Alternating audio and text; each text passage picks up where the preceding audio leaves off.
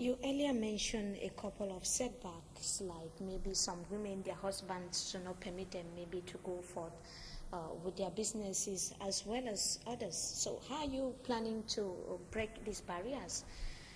Well, certainly I think some of the barriers require legal reforms. I think that we need to modernize some of our statutory and legal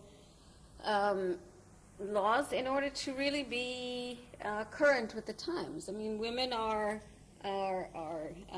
independent agents. They have the right to make decisions about their own economic futures. And so some of these laws can be changed very quickly. Some things that will take time, because we're talking about also changing mindsets. We're talking about changing the mindsets of individuals who maybe believe that, you know, women belong at home and women shouldn't be economically active, and that it isn't a positive thing, you know, for women to be generating their own income.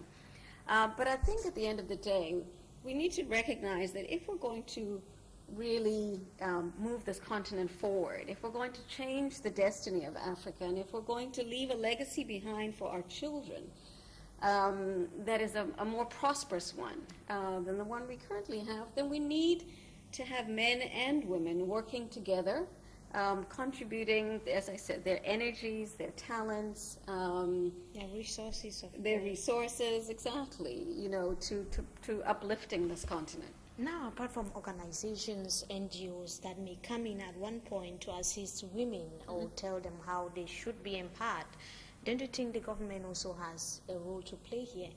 Absolutely. I think governments across Africa have a big responsibility to play. And part of that responsibility is really creating that enabling environment. And that starts with education. It starts with making sure that women and girls have the same opportunities to education as men and boys do. It starts with giving women opportunities to get training that will equip them to function in the business world, including financial literacy training and business management training.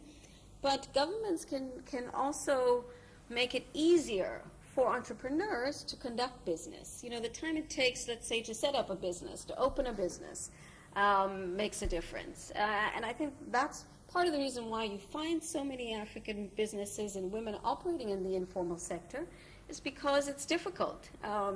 It's difficult for them to register their businesses. Sometimes the tax environment is not favorable.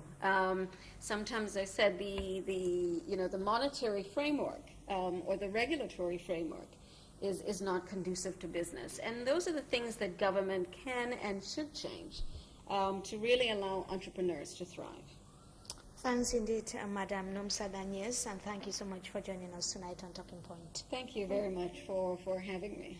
And to you viewers, we have come to the end of this edition of the Primetime Newscast on ETV. We thank you so much for your keen attention. Meantime, have a wonderful stay in the company of our programs, and good evening to you all.